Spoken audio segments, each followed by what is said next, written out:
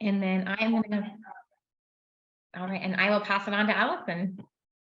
Good morning, everybody. I'm Alison Loukeh, as Haley mentioned. Haley and I go way, way back. I worked in the water industry for a long, long time and had the opportunity to retire a little bit early, but I'm a terrible retired person. So I still teach landscape classes. I teach at 2 community colleges, including Mount San Jacinto, out towards your area. I live in Riverside, so you guys aren't too geographically far from me.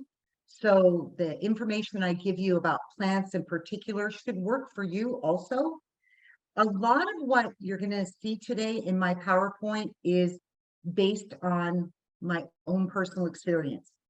I always say, if I can't be a good example, let me serve as a terrible warning of what to do or what not to do, because I've certainly made so many mistakes in my own landscaping. Our plant needs are going to be pretty similar. I do have a lot of the standard certifications that you would get for my position. Like I have a master's degree in water resource management. I have certifications in irrigation. I have all sorts of different landscape classes under my belt, okay? That being said, all of that is combined with what has worked for me and not worked for me into the classes that I teach, primarily to save you time and to save you money, because nobody needs to waste either. So before we move off this screen, Haley, oh, you got that person admitted. I want to just highlight a couple of things on this particular screen. The plant that you see in the foreground, that's a California lilac. California lilacs are something I'm going to show you later as well. They can be very tall. They can grow into huge shrubs, almost trees. But there are also varieties that are low-lying, like that you see there. The tree that you see in the middle, that's not really a tree. It's called a strawberry tree, but it's more of a shrub, and it's usually multi-trunked. It's from Spain. In Spain, they call it madrilinos because they grow all over Madrid. So it's a plant that I'm going to highlight later, but I wanted to show you those two in particular because they look so great in this picture. They really match the landscaping, and they are really serviceable, sturdy plants for the long haul. So let me check my chat real quick. I just saw chat come up. Oh, that was Haley. Sorry. So I always have a little bit of issue with, there we go. So these are the topics we're going to cover today. Why are we doing this? Where do you start? That's such an important question. Form follows function is a design principle that you should really consider when you're doing your own turf replacement or even just re-landscaping. Maybe you decide to keep your turf, but you want to re-landscape your shrub beds to something that is more water-wise. We're going to talk a lot about plants. We're going to briefly touch on color, irrigation, mulch.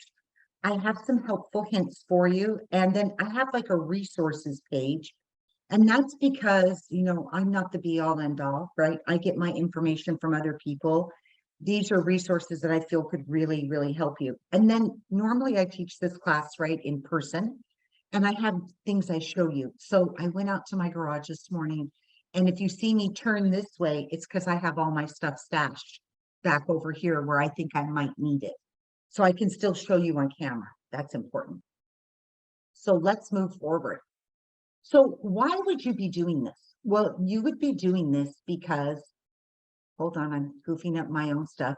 You would be doing this primarily to save water. Everybody knows that we're in the midst of yet another drought. The bad thing about this drought is there was a drought from 2012 to 2017, 5 years of very, very little precipitation, followed by about 1.5 years of some good rain.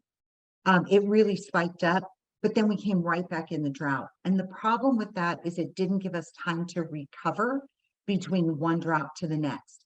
So the situation is more perilous this time. You know, we have to be able to give water to agriculture, keep water in the streams so our fish stay alive. We have to protect the environment. And we also have to have water for our own personal needs.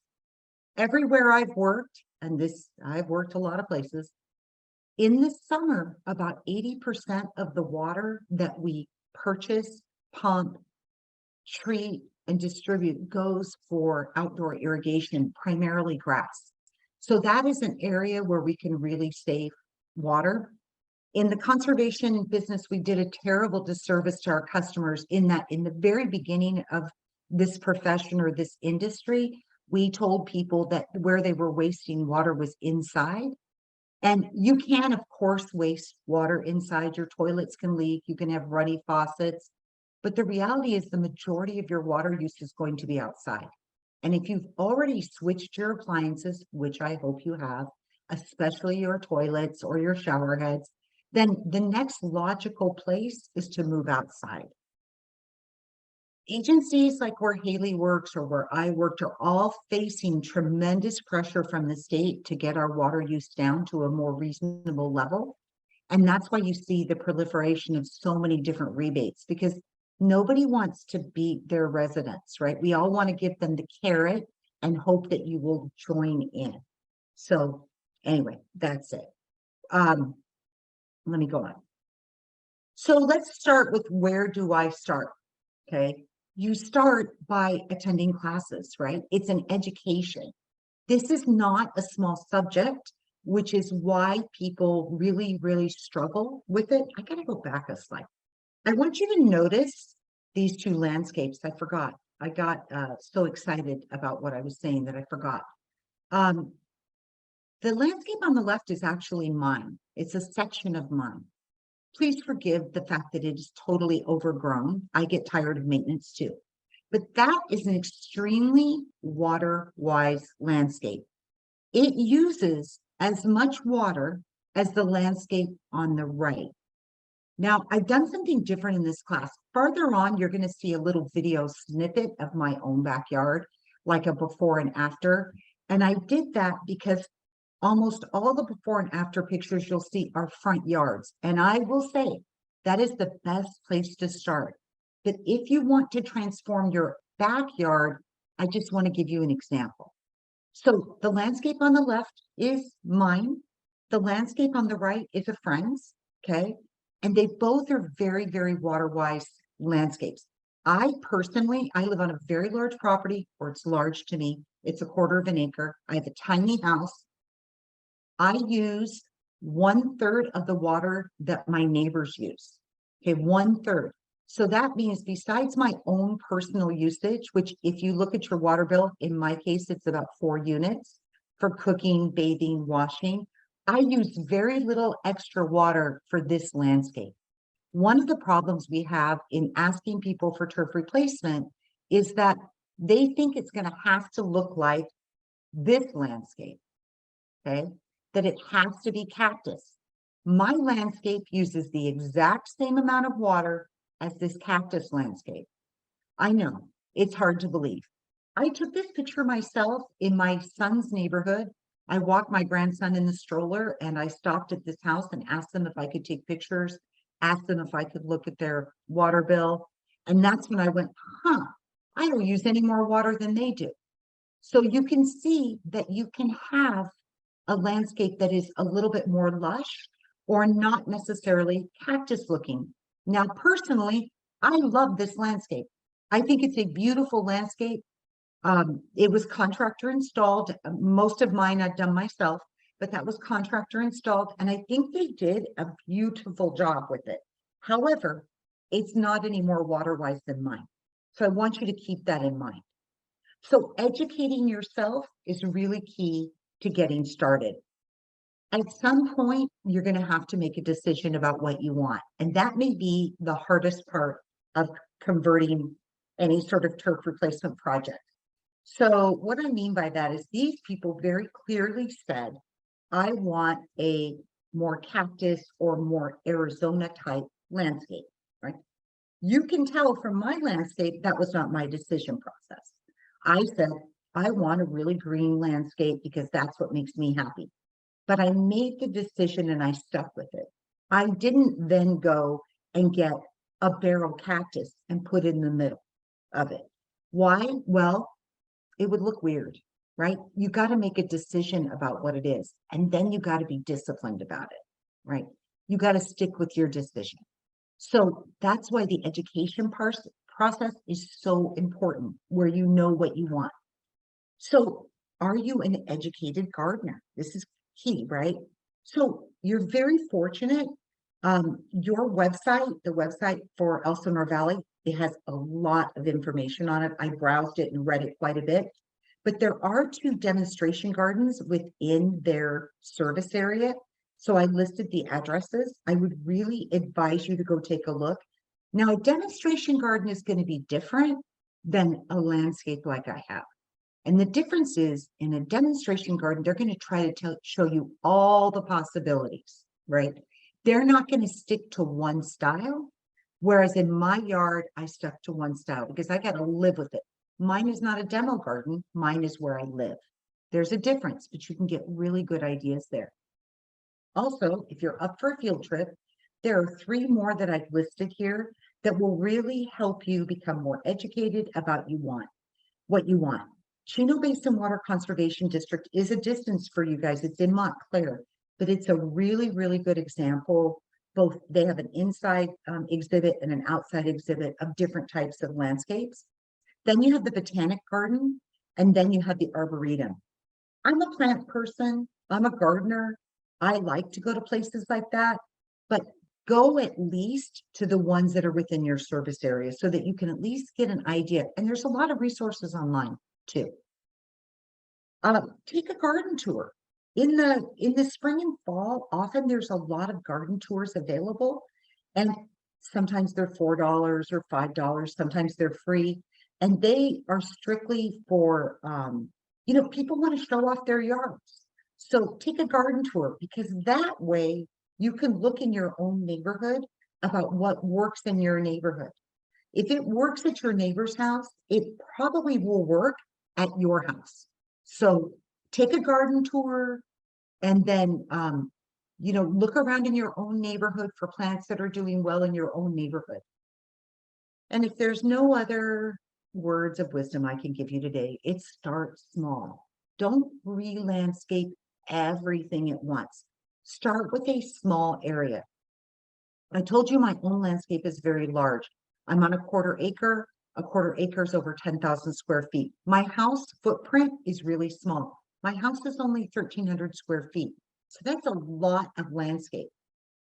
You can't do everything at once. I did my front yard first.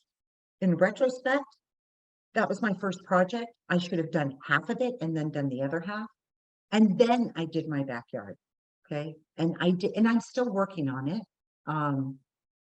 Landscape is a work of art. It's an art, it's always in progress, but it looks pretty darn good. Man, pay attention to your climate zones. That's a Cleveland sage, by the way. That's an extremely habitat friendly plant. Birds love it, butterflies love it, bees love it. That's just the flower on it, but I always like to show you different plants while we're going through. There's 2 ways to look at your climate zones, either the USDA hardiness zone or the Sunset Magazine climate zones. Make sure you go to one of those websites and take a look at whichever zone you're in. I'm right on the border, unfortunately, of 2 different zones, which have very different climates, which makes it a little bit hard for me to choose plants. I've had a lot of trial and error at this point, but don't waste your time or money on things that are not going to work in your climate zone. They're going to be way too much work. I really wanted roses in my yard when I re-landscaped. I really did. Roses are shockingly water-wise. You know what? I just saw my chat. I'm sorry, I'm not trying to interrupt. Is my yard all natives? No, it is not all natives. Yeah, Cassandra, you can totally have options. My yard is not all natives. It's probably 75% native, and I'm going more native as we speak, and I'll explain that reasoning to you. So anyway, back to the roses. I really wanted some roses. Roses are surprisingly drought tolerant, but I did my research and I found a rose that fit my requirements that will survive in the heat of Riverside. hand to God, I had a summer 3 summers ago where it got to 122 2 days in a row. Now, the roses that I selected, the flowers turned completely black. They burnt, but the plant survived. Okay, so you need to look for what's particular in your area. In my case, I don't want a rose if it doesn't look good and smell good. It has to be both for me. So I found a rose that was a climber, which was also a requirement that would work. So you may have to do a little research on it, but it's worth it if you don't have to replace plant material, because plant material can become expensive. So on the flip side of it, I really wanted to grow manzanita. I love manzanita. It's stunning. It has beautiful red bark. It comes, if you can get it low growing, you can get it tree. I wanted it so bad. 3 manzanita later that all died. I should never have even tried it. They were not in my climate zone. It is too hot here for them. They grow in San Diego and in the mountains. What was I thinking? So save your time, save your money, look at your climate zones and know where you are. It's worth the research to do that. It'll save you so much time and money and agony, right? Nobody needs the agony. Why is my screen not flipping forward? Because I have 2 screens going here. That's why. So this is not my rule. Form follows function. This is a shout out to Jeannie Marsh. I've been very lucky in my career and in my life where I've had gardening mentors. My grandmother, my mother, and my aunt were all gardeners. We're not farmers, right? We don't grow food as a typical rule. I can grow food, but we're gardeners. And so I learned a lot from them as I was growing up. I was very fortunate, but then I happened to meet some other people, and one of the ladies that really informed my yard and my life was a woman named Jean Marsh. She's still with us. I got to give a shout out to her. And she used to tell me all the time, form follows function. Form follows function. Say it again, dummy, she would tell me. And what that means is that what is the function of your landscape is how you should design it. And I'm going to tell you when we get to the next page, mine, and maybe it'll help you get through deciding your own function for your yard. What is your function, right? Think about this. Is it a family meeting area? Is it a play area? Do you use it for relaxation? Is it an art project? Is it none of these? And we're going to look right here at a self-assessment. Now, let's look at these pictures. I don't have children anymore. My children are all gone. I have grandchildren, which I see, but they're not a primary focus of my yard, right? It's not like when I had my own children living at home. When you have dogs, you have to include that. You have to include how your life really is. We're very, very fortunate in Southern California in that we can use our landscapes most of the year. My mom lived in Arkansas. My mom only gardened 4 months of the year because the weather was terrible where she lived the rest of the year. There was snow, there was rain. She couldn't. So her landscape only had to really function as more than a placekeeper for about 4 months. My yard's totally different in Southern California. I use my garden or my landscape, I'm going to conservatively guess 11 months of the year. Like I'm always out in the yard because I can be, because our weather isn't that bad. It never gets that difficult here. I've even had Thanksgiving dinner out in my backyard because the weather was beautiful and I don't even have space heaters. So that means the function of my yard might be different than somebody else's. So you really need to think about the function of your yard. All right, so let's go on. Let's look at this garden checklist. I'm going to answer it for me, but I want you, if you have paper handy, right? I want you to think about these questions for yourself. What is the function of your garden? I'm going to tell you right now that the function of my garden is an outside house. It's an outdoors house. My garden in the backyard is set up like rooms. Again, my house is small. I have a large family. I love to see them. So I have an area with couches because that's basically a living room. I have an area with a table, which is basically a kitchen. I have a barbecue. I have a dining room out there. I even have a private space in the back of my yard, which is what I'm going to show you later on a video, which is what I call the private space. I do yoga back there. If I have a couple of girlfriends over, that's where we sit and have coffee or wine. It almost functions like a bedroom. It's hidden a little bit. So it's just for me. Sometimes I drink coffee out there. Sometimes I read out there. It's a beautiful space for me. It's like a bedroom. So basically, I've taken my outside and mimicked my inside, right? I just don't have a bathroom out there. That's the function of my yard, okay? That's it. It's where my kids can come, my grandchildren, my friends, parties. You need to have an idea of the approximate size of the area you want to change, right? Again, start small. And the reason I'm only showing you a small section of my yard later is because it's about what you should start, right? You don't want to start, you don't want to do the whole thing. Do you want a focal point in your garden? A focal point's really important, I think. I have 2 fountains in my yard. Okay, I have one that I can see out of my kitchen window for birds and all sorts of neighboring animals come and get water from there. And then I have one in the back in my private space. They are focal points in my yard. They hardly use any water at all. So a focal point could be a statue. It could be a spectacular plant, but a focal point is nice to have in your yard. Will dogs and children be using your yard on a regular basis? My grandchildren come over, but mostly my yard now is for adults. If you have, I mean, I have a sandbox back there and a baby pool, but it's not a child-friendly yard because I don't need that anymore. But if you do have lots of children in your life, then you need to include them.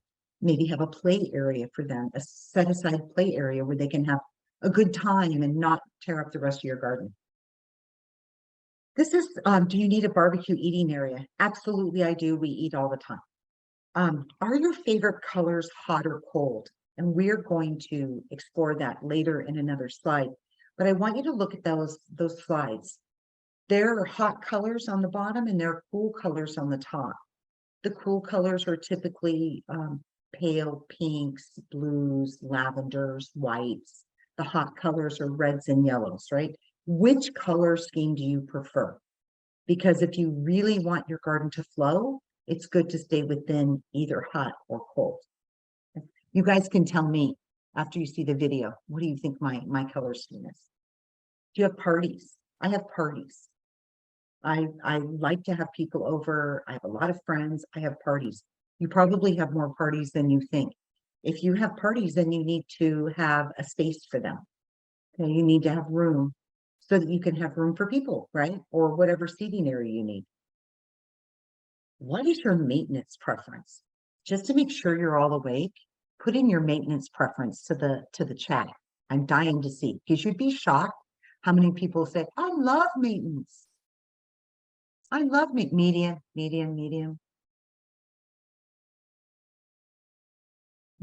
low, right? Okay, low. Very, okay. Thank you for the question on fountains. Fountains use very, very little water. Shockingly little water. I have 2, which seems sinful and extravagant, right? But they use almost no water. There is a little bit of splashing. Well, one of my fountains doesn't splash at all. One of my fountains splashes a little. My landscape uses so little water that I don't feel bad about using 30 gallons a week for my fountain. When you shower, you're probably using 40 or 50.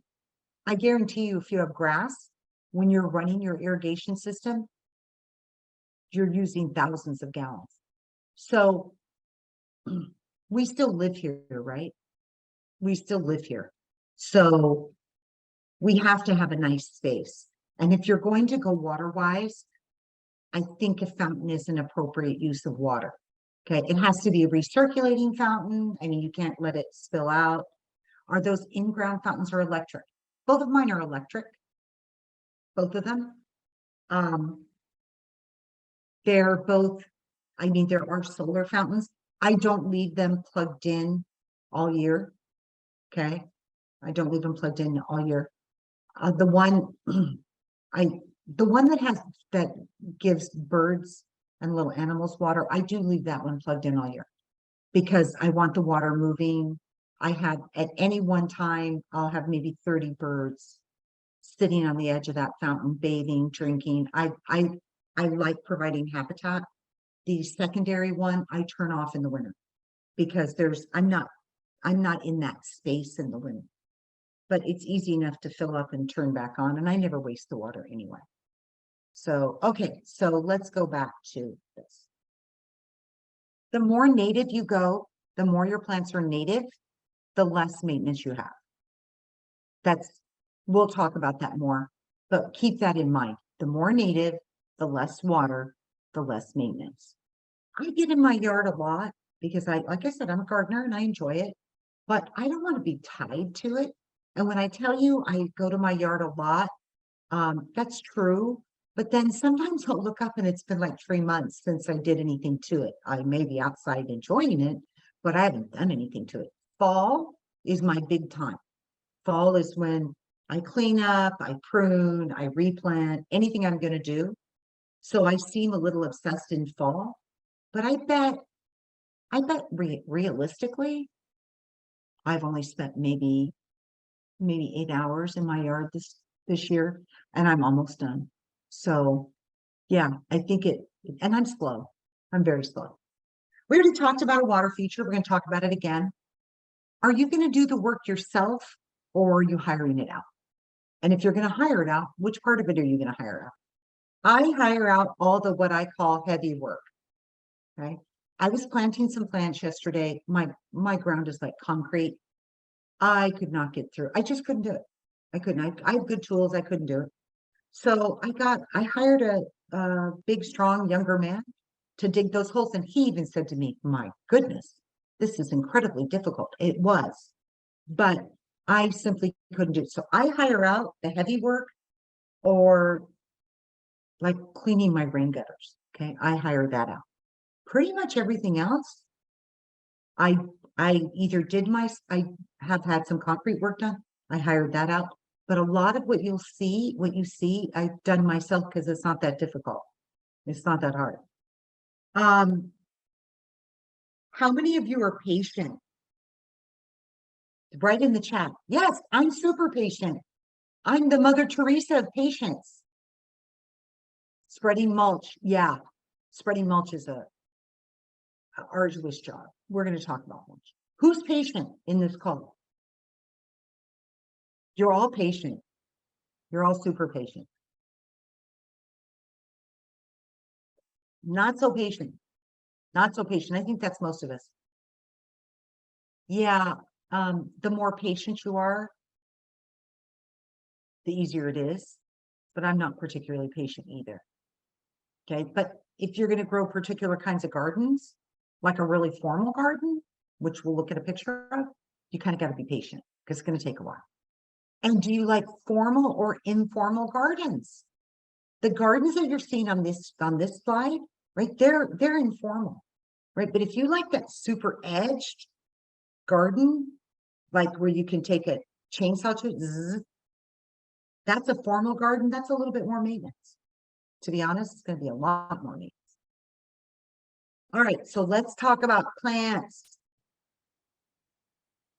So this is my favorite part. That's all my favorite part, but I love plants. I love plant material. I brought in a plant. Oh, goodness. I think I left it by the back door.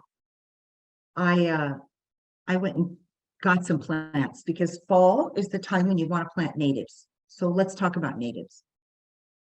A native plant is either here forever or it's been here so long, like lantana, that it's naturalized here. Okay, we consider it a native at this point. Native plants all come from this area. In Southern California, our native land is basically chaparral. It is not cactus. Cactus aren't native here. So if you're going to select cactus, you have to be very careful about what kind of cactus you select And like you saw in that other landscape with the cactus, it was all sloped. That's to allow the water to run off. Okay, because cactus, we actually get too much rain in Southern California for cactus. In Phoenix, where cactus grow prolifically, or Tucson, they get 2 to 3 inches a year, and they get it in the summer, generally. We get all of our water in the winter, and on an average year, we get between 12 and 15 inches. Of course, we're in a drought right now. So you can see that if you move a cactus, a particular type of cactus here, it's not the right climate, but it's also not the right precipitation pattern for it. So it's not an example of a non-native plant.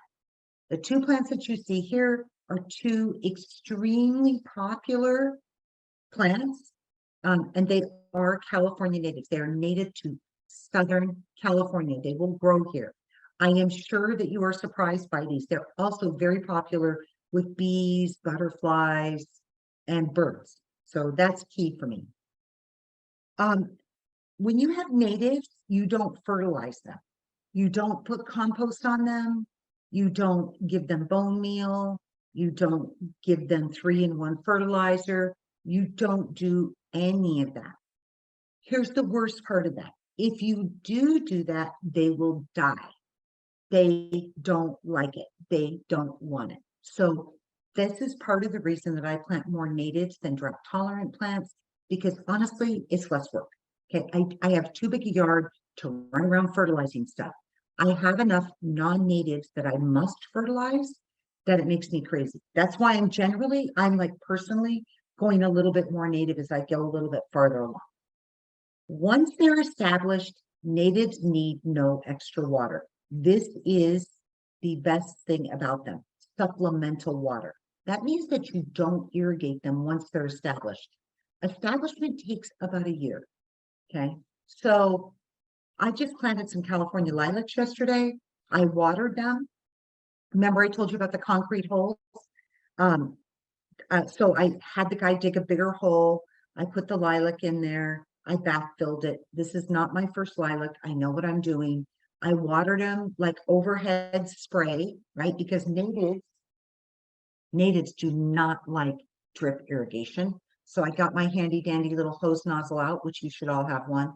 I stood out there and listened to a podcast, and I had some coffee and I watered them, and then I let it soak in and I watered them again. And I did this for about 20 minutes because it's their first day in. I'll never water them again. Like, I'm done now. That's it. That's all they will need. That's why you plant them in the fall. Nature will water them for me. No, as I like to say, nobody waters as well as God. And when we get our winter rains, it will water them. I have no irrigation set up to them. They will just be there. And they will manage the concrete soil. This is why I love not only California lilacs, but native plants. I don't have to fertilize them. They'll just be themselves. So this is why a native is a fantastic thing for you to have. They do not want drip. Right? Do not put native plants on drip irrigation. There is a way to get around it. We'll talk about that, but they don't like drip irrigation. They want to be overhead watered. So if you have a native that does need water, like I did yesterday, I just sprayed it, right? I pretended I was raining on them. I just varied the pattern too, because I wanted them to think they were in a rainstorm. They'll be fine. They're super adaptable, right, to different spaces. So I can have soil that's like concrete and they'll be okay. They'll make it through. I know because I've already done this 4 different times. You always plant natives in the fall, and that gives them the opportunity to overwinter before we get the hot summers. So let's say you say in your head, oh, I missed my window. No, you didn't. Here's what you do. You, let's say you still have grass. You spend the next couple months planning what you want. And then say you decide you're ready in spring and you start your project or whatever in spring and plant your non-natives, which we're going to go to the next list. And then when fall comes up, I really should have planted these in late September, October. Of course, I'm late. You just plant your natives next fall. But I'm not going to lie to you and tell you, oh, you can plant them in February or March, because they're going to die and you're going to be unhappy and you're just going to waste your money. And I like it because of the habitat, right? I love the habitat. So I like the birds, the bees, the butterflies. Sometimes my backyard has so many moving things in it, it's creepy and I got to go in the house because it's awful. There's too much. Here's two great natives on here, California fuchsia and woolly blue curls. I just bought 6 woolly blue curls, which I will be planting today after this class. They have a beautiful odor. They grow about 3 feet tall. Once they're established, they need no water ever again, and they like full sun. Now, here in the Inland Empire, I plant them in a tiny bit of late afternoon shade because my full sun is very different than somebody who's a little bit more coastal. It gets blazing hot here. So I plant them in where they'll get a tiny bit of shade, but these are 2 great plants. Now let's talk about drought tolerant plants. What is it about them? So drought tolerant plants come from 2 places. They either come from Australia, which you see on the top, or they come from all the area, you can see that red line, right, around the Mediterranean. That's where they all come from. And they can add a lot of interest to your yard. Let me check, if you don't mind. Oh, I have some good ideas for you to buy plants on the resources page. But so there's a couple of different ways to go with the plant purchase. If you're just buying a few plants, I would go to a local nursery. Like I have a couple in my area. I would do that rather than go to big box stores. The problem with big box stores is they don't run their own nurseries. They usually wholesale that out. There are some other places that will sell, and you guys are in Elsinore Valley. So I picked up my plants from this, I picked up 25 plants from a place called Musa Creek, and they do take retail customers. They have incredible plant material, but there are a lot of places where you can buy them from growers direct rather than going to nurseries. I like to patronize the small local nurseries. There's also a website called, well, Musa Creek has a website too, but Las Politas, which I have notated on the resources page of this PowerPoint, they have an awful lot of good information on it. The most important, and the problem is you can't get everything you want at any time of the year. Like native plants have kind of passed already. So there's a lot of different places to buy plants. Yep, thank you, Haley, for putting Musa Creek in. Could you put in Las Politas too? That would be great. Musa Creek Nursery is a good one. And you can, it's not that far from you. I think in maybe 45 minutes, it's toward Escondido, but their plant quality is so good that I would buy from them. And you're getting direct, they sell to all the landscape companies, you know, so that's what I would do. But not just Musa Creek. I mean, Las Politas has one where they'll mail them to you. There are a lot of nurseries down in your area where they have native plants or drought tolerant plants. So I just want to check this real quick. Thank you, Las Politas. Okay, so they're gonna, when you have plants from the Mediterranean or Australia, they don't know that they've moved, so they're gonna bloom on a different schedule. Australia is in the southern hemisphere, we're in the northern hemisphere. They're gonna, even though you've transplanted them to the northern hemisphere, they're gonna bloom like they're in the southern hemisphere. So they're gonna bloom instead of spring, they're gonna bloom in the fall. And that can add a lot of interest to your yard. They do like drip irrigation.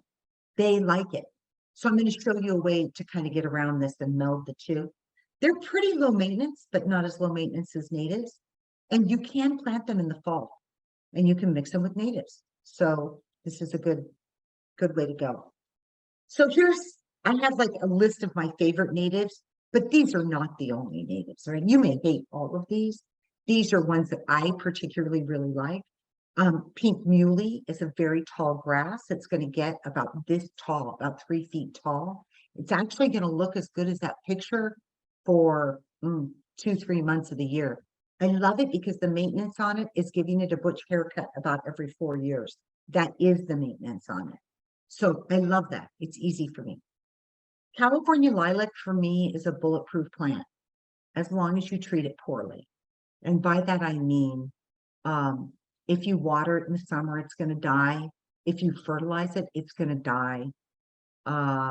If you excessively trim it, it's going to die. It's kind of a set it and forget it plant. And they're new, my friend says, I have to give you a t-shirt that says, I have passion for California lilacs, but it's because they're so easy for me. That's why. They do come in other colors besides blues. They come in whites, they come in pinks, they come in pale yellows. So, pick your lilac, find the worst spot in your yard where there's no irrigation and put that baby in and watch it grow. Okay. It's a wonderful plant. Penstemon Margarita Bach is this short plant. Okay. I love that plant because hummingbirds love it. It's a little bit more maintenance though, because all those beautiful flowers you see, they leave a really ugly stalk. So at the end of their bloom period, I just trim them. I just trim off those ugly stalks and then they're a beautiful green plant the rest of the year. But they are spectacularly beautiful and they are so vibrant. They are almost psychedelic. Cleveland sage is another plant that can live without irrigation and can take the worst beating of heat you've ever seen. But I'm going to warn you, every plant on this list is going to get much bigger than they tell you it will. I put in some Cleveland sages and they said they would be 3 feet by 3 feet, and mine are 6 feet by 6 feet.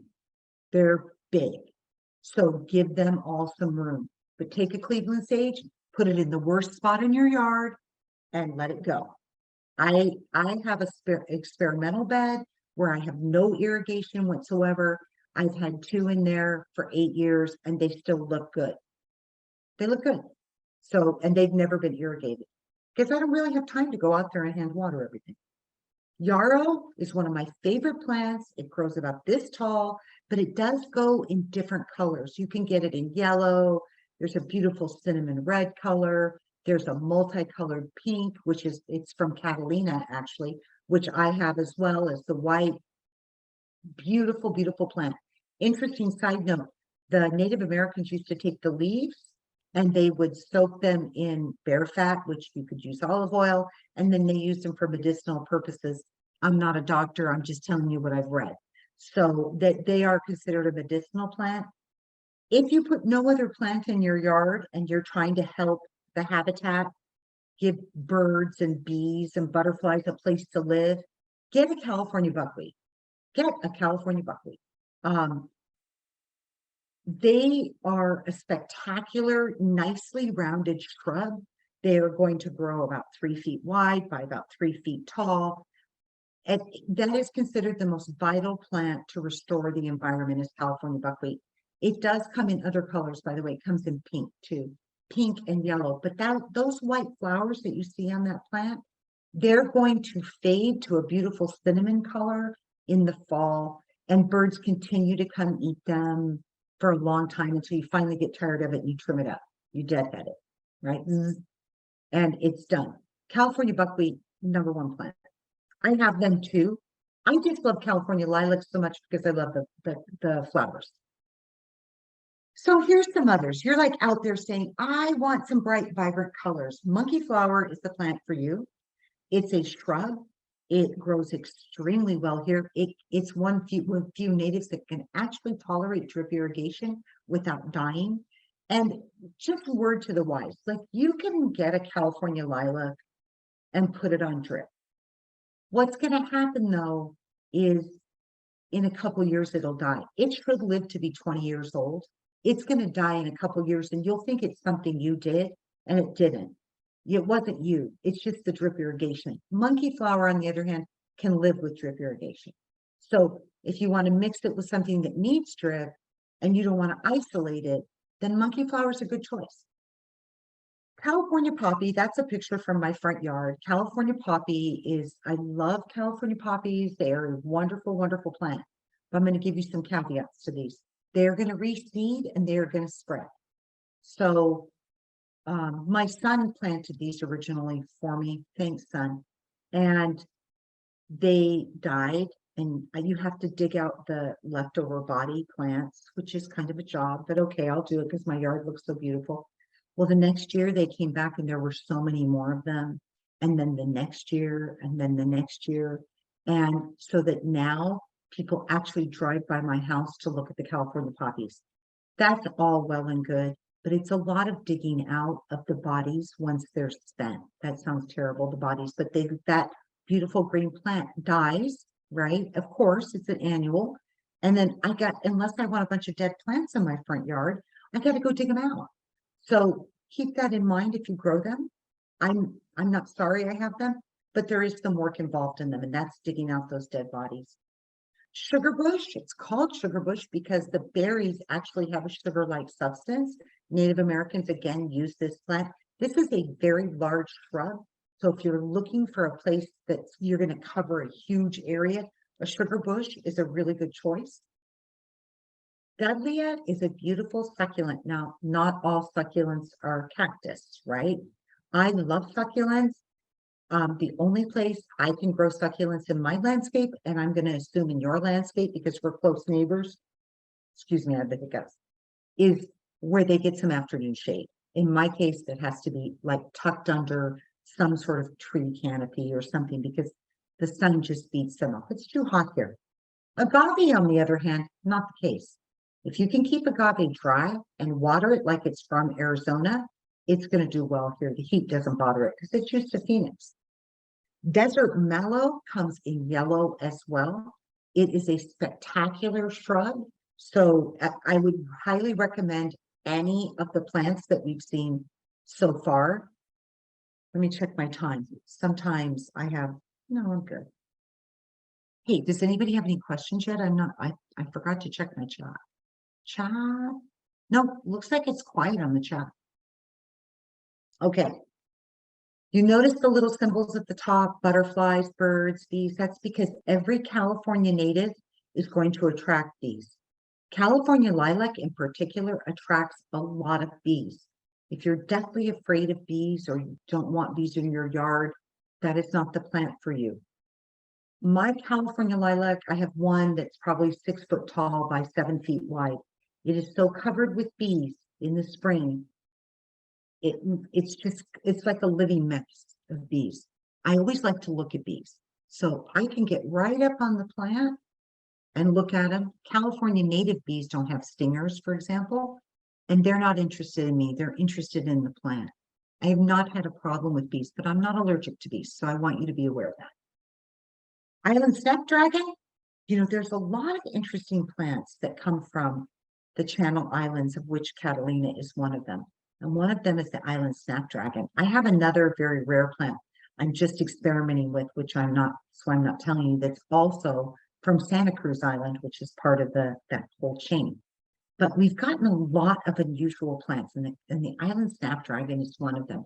We don't have a lot of true snapdragons in Southern California, but this one. And hummingbirds really like this as well, and it does do the little snappy thing. Bush mallow, I want you to look at this plant because look how tall it is. It's big. If you're covering space, it's a really good plant for that purpose. Verbena is ubiquitous in Southern California. A lot of us grow verbena. They are a great fill-in plant. They're not particularly long-lived. They're going to live 5 years or so. 5 years sounds like a long time, and maybe to some of you it is. To me, I need a plant that lives longer than that. I need a plant that lives 15 to 20 years as long as I treat it kindly because I don't want to replant. So verbena is a great annual that's going to live for a really long time, but it's a beautiful color and has a lovely smell to it as well. I've highlighted the California grape at the bottom, and this is from my yard. This particular variety is called Rogers Red. On the top left, you can see where the first day I planted it. Okay, that's the first day. Underneath that is after about 4 months. There's that really unusual trellis that somebody made me as a gift. And the California grape is a climber, but it's climbing up that. Behind that, you can see an incredibly ugly block wall. that is the divider between my neighbor and I, which is why I wanted to grow the California grape. On the middle top, I wanted to illustrate that it has gotten bigger, but also that it is deciduous. It loses its leaves for part of the year. So if you don't like a plant that does that, this is not the plant for you. The vines themselves stay and they're beautiful and ropey. So while I normally don't like a plant that does this, I'll tolerate it in this plant because it's only for about 2 months. And then sometimes I hang Christmas lights on it. It seems to tolerate that well. The bottom right is a picture I took earlier this year, probably in May. And it's a panoramic picture. I apologize for the weird, like how it's a weird shape because it's panoramic. But I was trying to get the full effect of it. On the very far right, you can see my trash can. Very, very far right. That block wall extends 28 feet.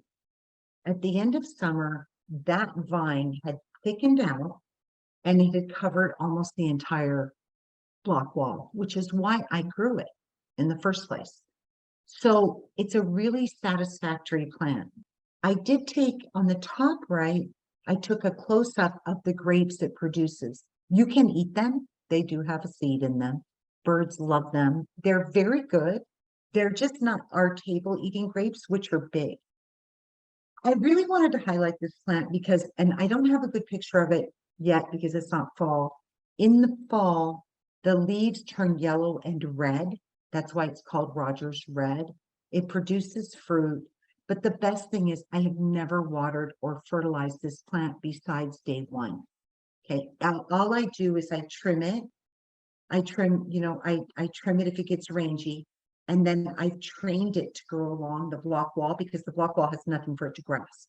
So I put in some cement screws and I tied it up to get it started and then it took off.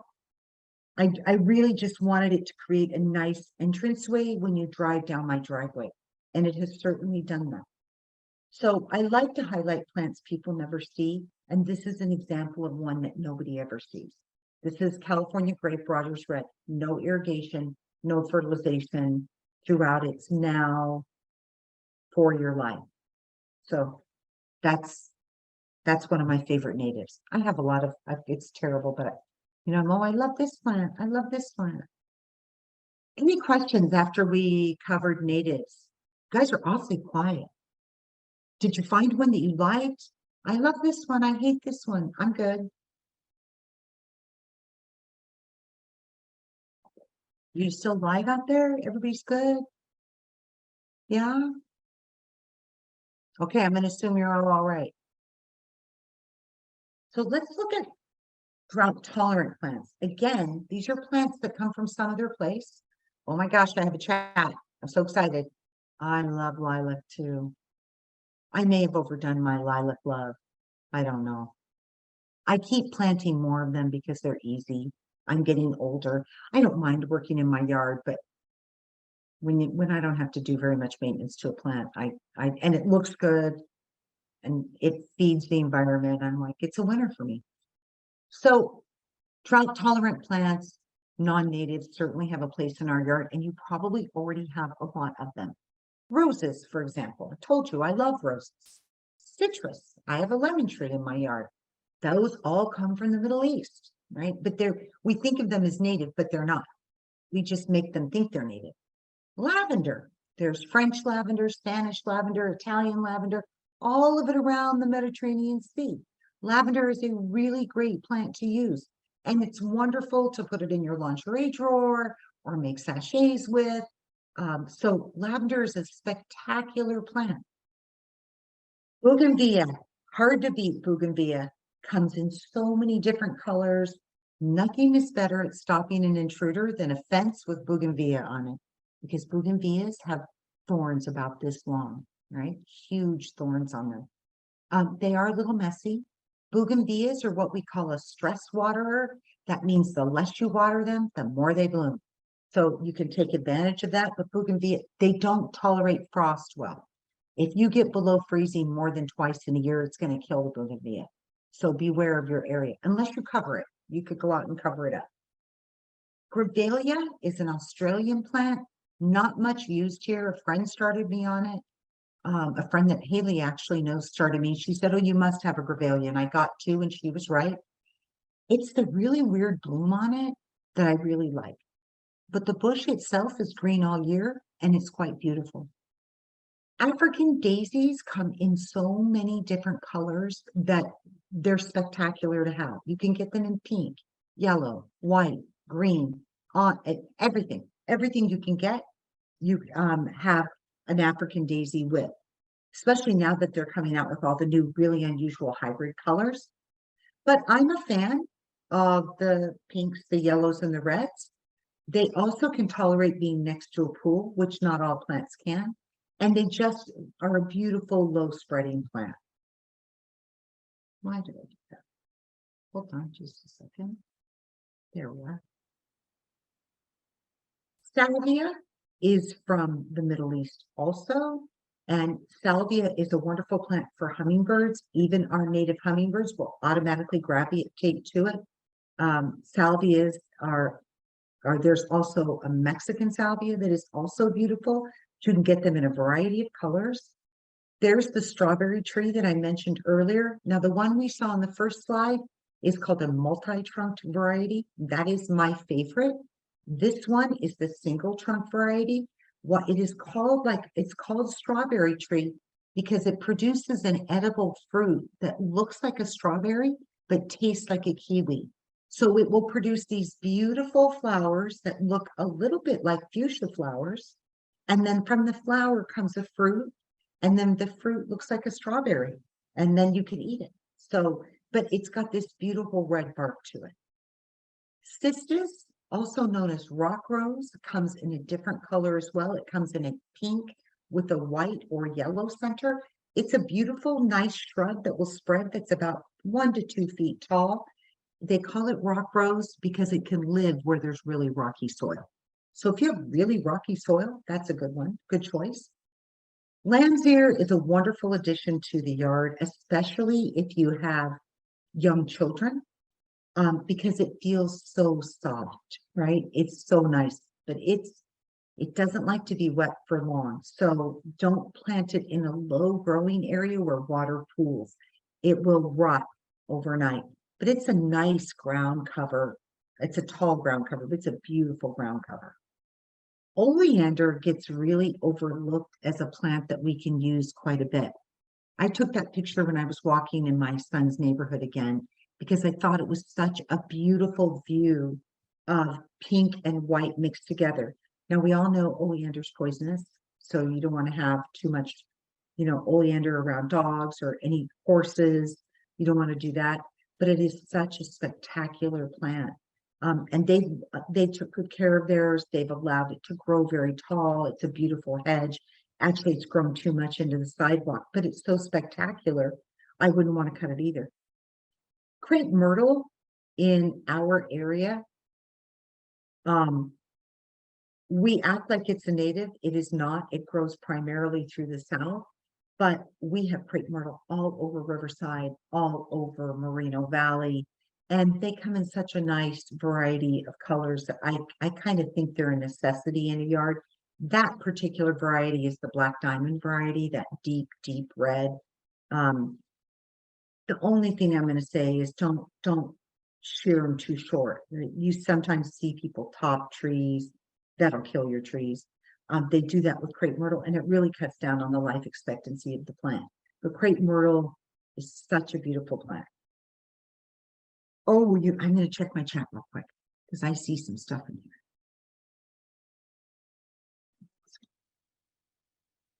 here. Okay. Okay, so I see a comment here. You're going to plant some stone fruit trees. Stone fruit trees need an enormous amount of water.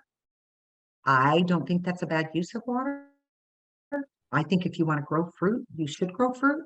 And I just think you need to maybe have more drought tolerant stuff in other parts of your yard because of the amount of water you need to grow fruit trees. Citrus doesn't need quite as much, but the stone fruits, they need a lot. Do I think they're worth it? Yes, but they are going to take unbelievable amount of water. Or they won't make it. Are the plants I'm showing now like drip irrigation? So you can safely assume that native plants don't like it and drought tolerant plants do like it. Okay, almost all drought tolerant plants like drip irrigation and do well on it. Almost all native plants do not like it and do not do well on it. There are some exceptions. Bougainvillea can live on drip irrigation for sure. Did I get everybody's question? Any more questions? I'm not seeing anything come up in the chat. Nope. Okay, good. Here are some nice turf alternatives. I have creeping thyme as a turf alternative. Yarrow, if you see that tall yarrow, if you mow it, it'll just come back thicker. You won't have the flowers on it, but it is a beautiful, beautiful, tough foliage. And it'll come back and it'll come back and it'll come back. So yarrow is an excellent turf alternative. A lot of people use Diamondia, silver carpet variety, as a turf alternative. There are other turf alternatives out there. They're now coming up with all sorts of turf alternatives. But I'm saying nothing is like turf. If you have dogs, I would always recommend that you keep a small area of turf for them. Regular old turf. Just water it correctly and water it appropriately. I think a dog would go through time like that. Yarrow will work a little bit better with a dog, but even Diamondia won't make it when you have a dog the same way. So if you have dogs and you're concerned about your dogs, keep a small area of turf for them. They're part of your family too. That's what I would do. I just don't have it right now. So we're going to talk okay, I'm going to stop and ask and see if anybody has any questions before we go on to our next topic. And I got to check time too. Good information. Okay, we're right on time. Good information. You're bored. You need me to go over this, that.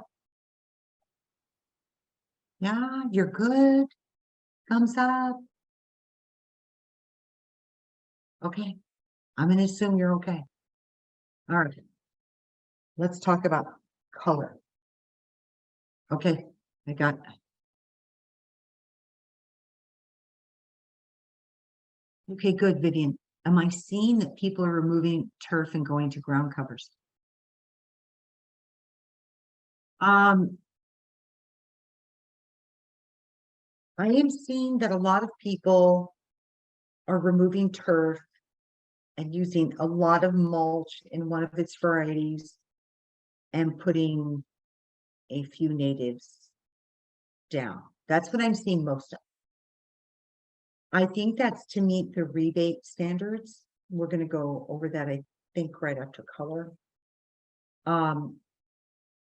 You know, the rebates make a huge, huge difference. I use the rebate, the turf replacement rebate for my own project. It makes a huge difference for people. So they're doing what they have to get the rebate, and what they have to do is actually pretty good. But they're using mulch or gravel rather than a living ground cover. And I can kind of understand that because you don't have to water it. So is it perfect? No, in my opinion. And I have a lot more plants than is required for the rebate, but it is acceptable and it's not bare dirt and it looks neat and tidy. So that's what I'm seeing when I'm out and about quite a bit. I hope that answers your question. So let's talk about color.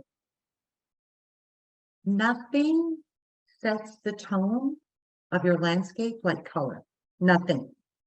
It's very important that you decide on a color palette and then you stick with it. Remember, I said you have to make a decision and then you have to stick with it. So on the chat, tell me if you like the hot colors, which are reds and yellows, or the cool colors, which are blues and pinks. And Haley, you're not off the hook on this. A mixture, okay. Both. Okay, you people out there, both. Okay. Okay, this is unusual. I don't usually get both answers. I usually most people classes. Well, for a long time, it was always hot colors. I love the reds and the yellows. And then all of a sudden, it became, I like the cool colors, this and this. So it's good that you have an idea. Just remember that if you're going to stay with the reds and the yellows and the oranges, you need to follow that throughout your whole landscape. You don't want to go reds, yellows, and then a super pale pink or super pale lavender.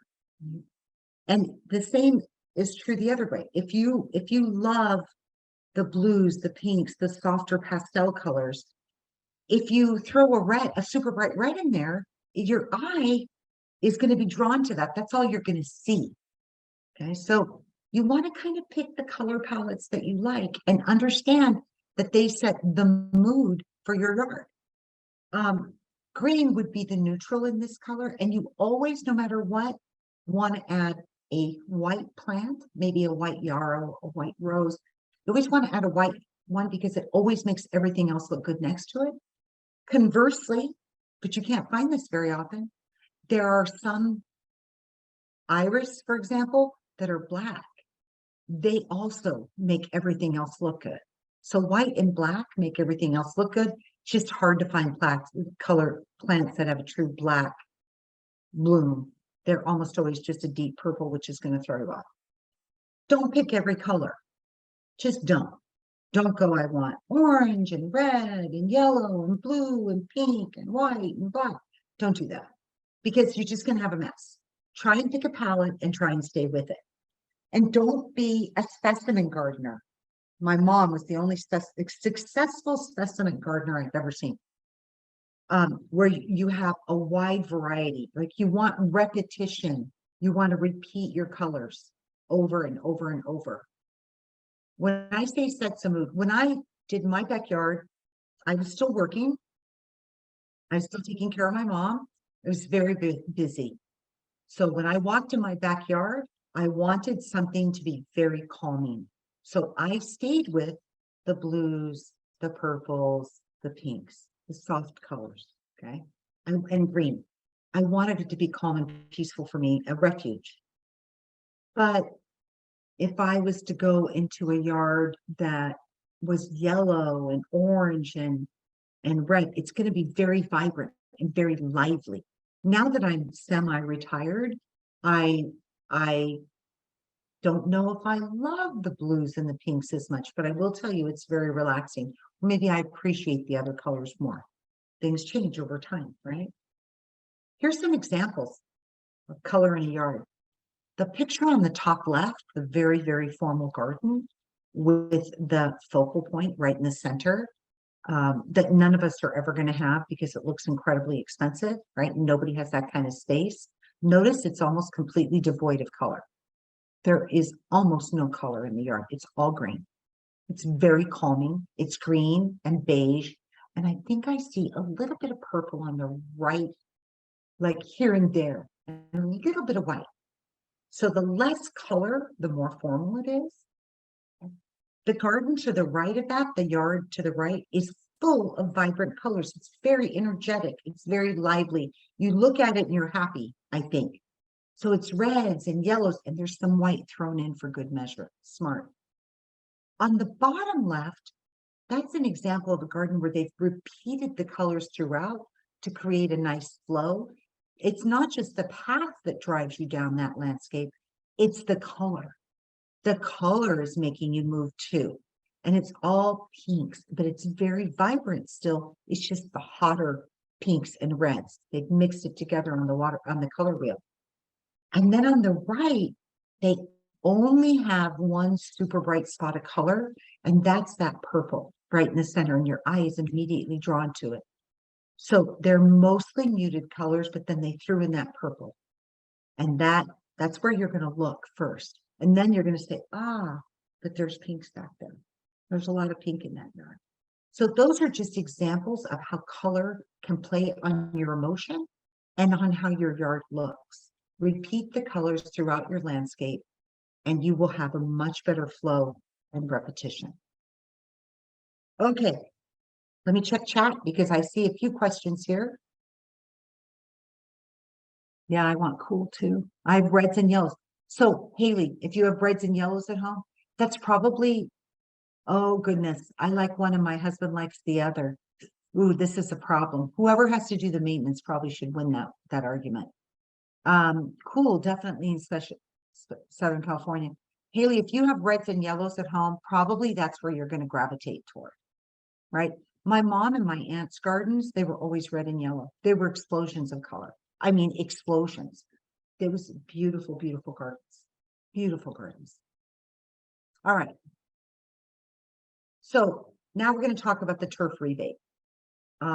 Just some of the guidelines, and I have some before and after pictures for you to take a look at. Now, these before and afters came from Long Beach's website because they've had a program in existence for 25 years of conversions, front yard conversions. So I could get some pictures, but you'll notice some of the pictures are from different angles. They're not like, it's hard to get them together. So I picked the best of the lot. Right now, when I did mine, it was $3 a square foot. Right now, it's at $3.25 a square foot. And that quarter makes a big difference. Okay, so if you're gonna do it, understand that you have quite a period of time to do it.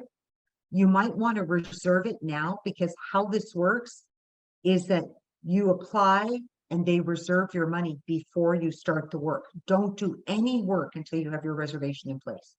But at $3.25 a square foot, it's worth it.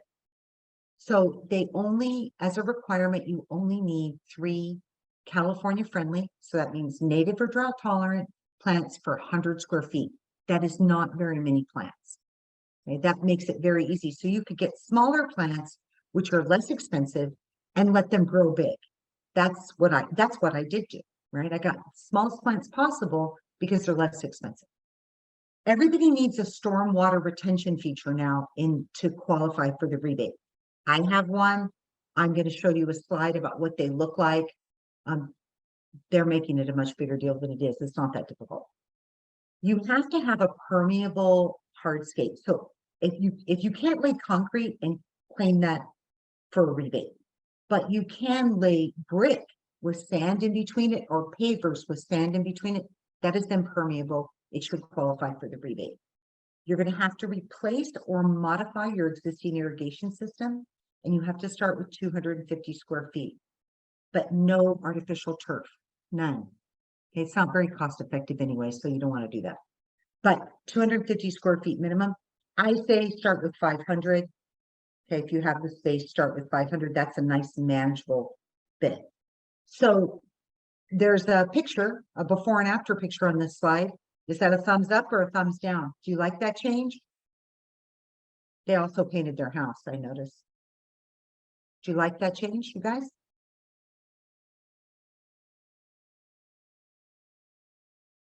Thanks, Haley. Yeah, it's a nice change, isn't it? It's a good change. I think they did a good job on it. Here's another one. Here's the important part, right? You have to be pre-approved. Do not remove your grass.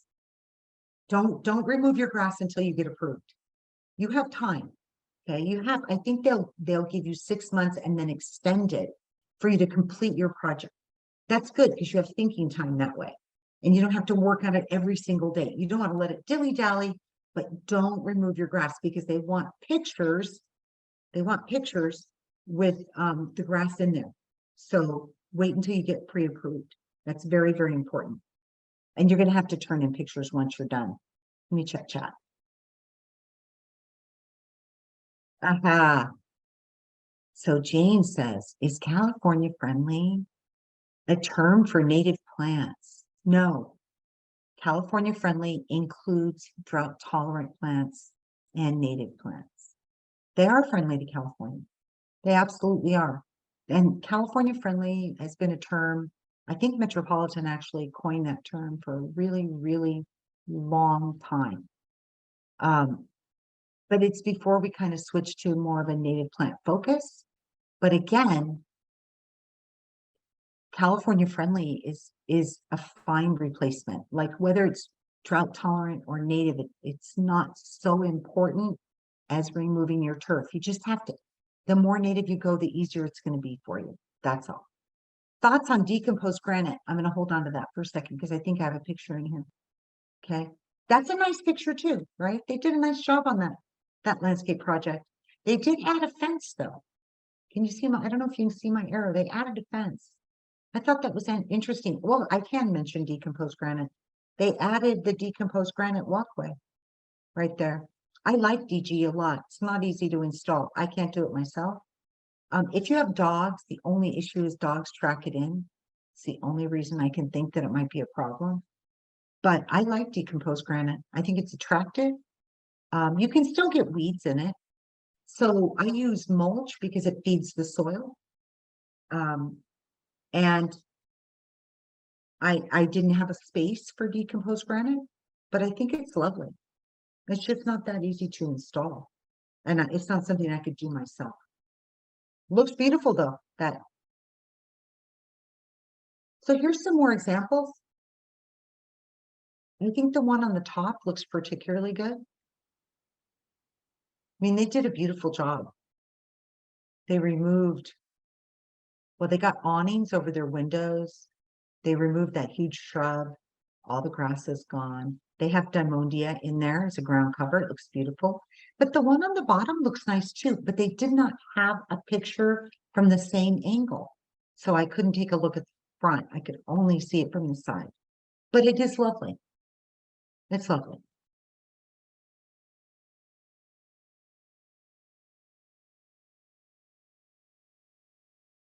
Yeah, they are nice. Okay, so your dog only tracks DG in when it rains. Okay, well, that's good. That's good to know. That's the only downside I've heard. Okay, so this is just a small part of my backyard. Remember, I told you I have the space that would be the equivalent of a bedroom, right? So this is what it looked, the picture on the right is what it looked like behind the garage of my house. I bought an old house and the yard had not been taken care of. You can see there's a pile of wood because I had to cut down some trees, so I saved the wood.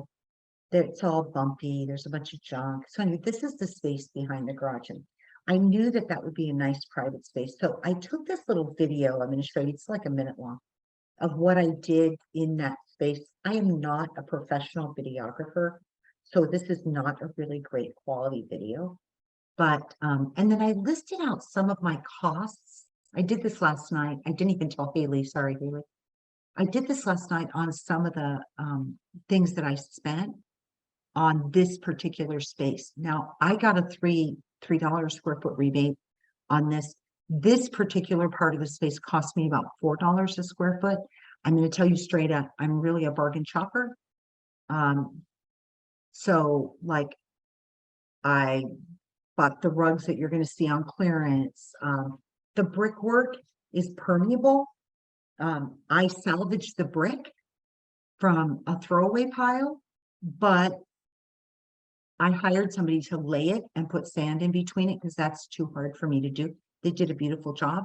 I had to pay that person. I couldn't remember how much, but I ended up like only spending about $1.50 a square foot by the time I got the rebate back. So I thought that was really reasonable. So without further ado, here's this little video of part of my yard.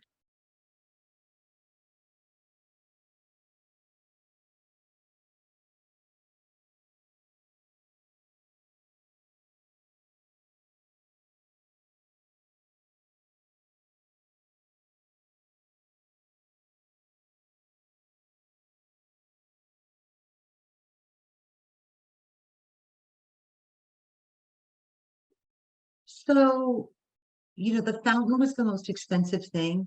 I shopped for the fountain. I found a guy who would, he actually made it for me and then installed it for $800. The brick is all impermeable, so I'll count them for the rebate. Like I said, I found the couches on at Walmart on sale. They're not actually couches, they're futons. I sit back there a lot. There's not that many plants back there. The stained glass, I found it and at a garage sale for like $5. And it even had the hooks on it, so I could hang it. I just thought it was pretty. So what a difference though, right? What a difference. And I did get the rebate for that. And that's just, it's a great place to, it's like when I have a couple of friends over or, just my kids over, we just sit back there. It's really peaceful. So the reason I showed you is I wanted you to have an idea, like this took me a minute, like it took me a while to figure out what I wanted, but I'm glad I took that time, and it doesn't have to be sinfully expensive. I hope to live and die in this house, so it was worth it to me to pay somebody to come in and put the brick down because I want to live and die in this house. I'm not going to be here for just another year. I cover the furniture, by the way, in the winter. I put it up on bricks and I cover it when it's really raining. So,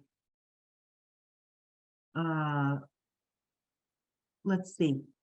The back wall is roses. They don't look at their best at this time of year because I just took this about 2 weeks ago.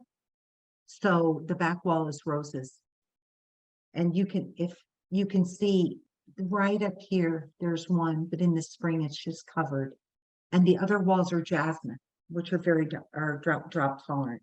So it smells really nice back there in the summer. Now for about 6 months a year, it smells really good. So I just want to give you an idea that doesn't have to be expensive. I did do some of the work myself. I did shop around quite a bit. So I usually don't show my own house, but I just took that the other day and I thought, well, why not? Stormwater retention feature is a requirement for the turf rebate, and they make it seem a lot bigger than it is. They have all these names on the website: rain garden, rock garden, vegetated swale, dry riverbed, berms, rain barrels, or cisterns. I did not show you a picture of a rain barrel because I assumed you know what a rain barrel looks like. But these are all pictures from Metropolitan's website. They all pretty much look the same to me. Basically, it's a depression, right, with rocks, sometimes with plants along the side of it. That's what makes it a vegetated swale. Sometimes not. And the object is that water doesn't run off your property. The object is for the water to run into that rocky area and perk down to the aquifer. No matter what you call it, of the first 5 things on that list, they all look kind of the same to me. They're beautiful in these examples, they're stunning, but you must have one of these to qualify. So make sure you look at the website. It's going to be on our resources page. I really encourage you to take advantage of this. This is not that difficult to do. It sounds so much harder than it is. I have one, you notice I didn't have one in my back area, but I have one running throughout the rest of my backyard and my yard. And that's how I qualified. The nice thing about it too, though, is it's less water, right? You don't have to water the rock or the swale or whatever. Irrigation, otherwise known as irritation.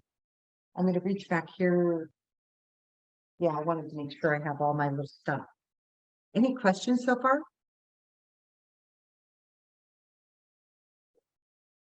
No, it is not an espalier. Those are, Carrie's asking about the climbing roses in my backyard.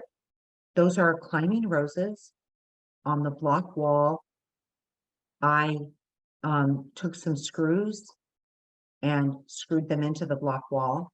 And then I just tied them up. And as they grew bigger, I just tied them farther and farther and then let them climb on each other. So that's what I did.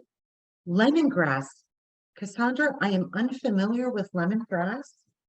I'm going to write it down. You'll find my email address at the end of this presentation. Cassandra, if you will email me, I'm going to look it up. Mosquitoes have been a terrible problem for everyone this year. I read an article in the New York Times that this is a brand new type of mosquito. Everybody's struggling with it. They can live within 1 drop of water, they can breed. It's not like the old school days.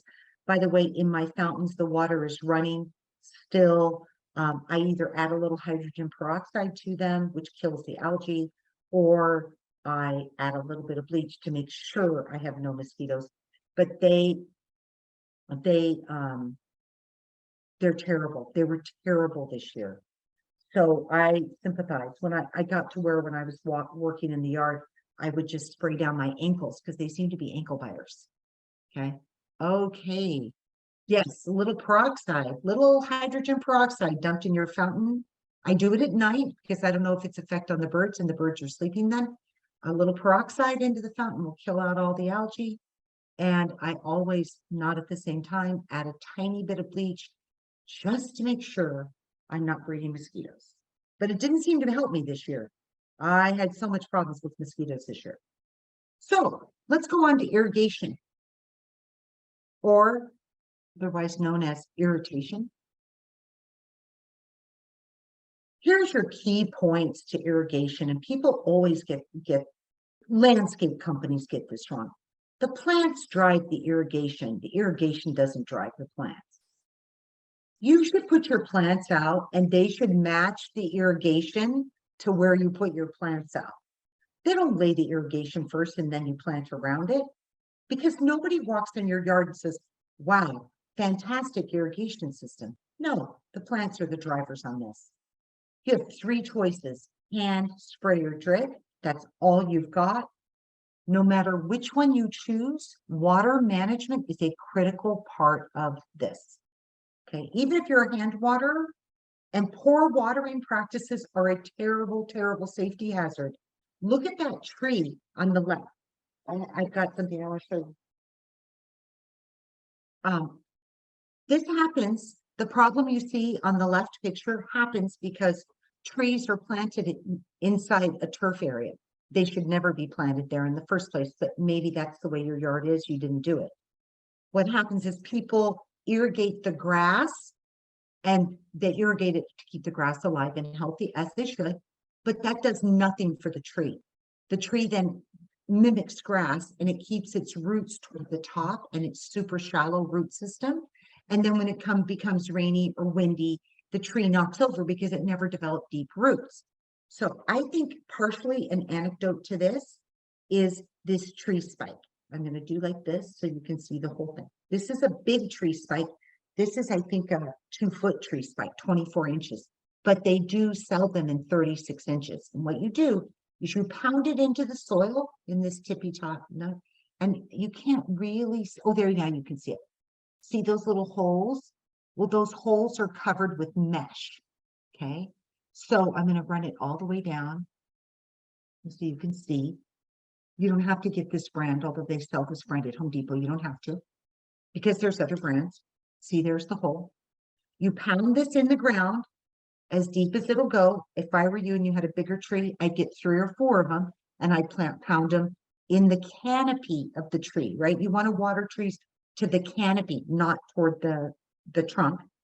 Pound it in, and then you can set a dripper up to go in here where it can drip, drip, drip all the way down deep to the roots. Okay, and it's not going to get clogged because you've got these little filters. Sorry, I'm trying to make sure you can see it. There we go. You've got these little filter things here. So, or you could, if you don't have drippers, you can just take the top off and stick a hose down in it and just let it drip. Okay, this is called a tree stake. This is called a deep drip watering stake. This is a 24-inch one, but they do sell them 36 inches. And if you have big trees, get a 36-incher. You know, when you water trees, you do it for a long time at a really slow rate, and you don't do it near the trunk of the tree. And if you can do this, you might be able to keep your tree from doing what happened on the left. This actually happened to a customer of mine. So that's a pretty sad state. Fortunately, there's no car underneath that tree. So I always like to show this. This is a super handy tool, but other places sell them. So let me put that down. I have my little shelf back here. The other problem we have with irrigation is, look at that mess on the right. Okay, that's somebody who's not paid attention. That is a geyser. If you have not checked your irrigation, check your irrigation about once a month at least. I have a weather-based controller, but the app is on my phone. So if I'm out wandering around the yard, it actually has a test function. it was cheap. The irrigation controller was cheap. And then I rebated it, so it ended up costing me $15. I check it all the time on my phone. Like, I'm like, oh, let me check that. Well, yesterday when I was out planting those lilacs, sure enough, I had a leak. Sure enough, in my drip. I think I created it. I think I was digging up a weed, and I think I speared it with my tool. So, but I fixed it yesterday. So check your irrigation, because people don't check their irrigation all the time. This is not an irrigation class, but I want you to have an idea some of these crucial pieces of irrigation. You have control valves. Okay, this is an area that I've had a lot of problem with, mostly because the sun has beat them to death and they rotted, and then I didn't realize I needed to cover them, so keep them covered. They can be down in a box in the ground, which I'm going to tell you, I think is actually better to have them down in the ground. Know where your house shutoff valves are for your irrigation. That's really important, because if something goes wrong, you want to know where you can shut your water off. Your water company will come out and do it for you at the street, but maybe you don't want it done at the street. You just want your landscape irrigation off, or maybe they're closed that day and it takes them a while to get the on-call guy out. And also know where your water meter is. You'd be surprised how many people don't know where their water meter is. Know where it is and carefully take the lid off your water meter and look at it. Just take a look at it. Know what you're doing. That's how your water is built. It's the water agency's cash register. So have an idea of what's going on. You're obviously not going to mess with it. It's a heavy piece of equipment owned by Elsinore Valley, but still, take a look, know where it's at. And they're always going to be helpful about shutting or turning it off. Excuse me. I have a cat. Cat here. Just 1 second, sorry. I hate it when that happens on video. Hand waterers are the most dedicated gardeners known to man, and they rarely waste water. There's a couple ways to do this, right? You can do it this way, and you can also do it with the soaker hose. The soaker hose is perfect for trees. If you wrap that around a tree, that's old school right there. You'll notice all the beads of water coming out of it. That's because it's like a little sponge, and it's going to let a little bit of water out over a long length of hose. You're going to have to let it run a really long time for it to do its job. Again, trees need a lot of water, but they need it very sporadically depending on the type of tree. I have hollyhock trees. In the summer, I water them once a month for 6 hours on drip. Once a month. But I don't water them any other time. I only water them for June, July, and August. Then after that, the water's all shut off. But that's how long it takes for the water to actually drip down to their roots. Tree spikes, I think, are more efficient, and I'm going to add some of those. For control valves, how long do they last normally, Carrie? So I had some that only lasted like 2 years, and they're expensive to replace. And the reason they did is because the sun was just beating them to death, and they're plastic. So now I have a cover over it. They should last at least 5 years. The solenoids are what typically leaks.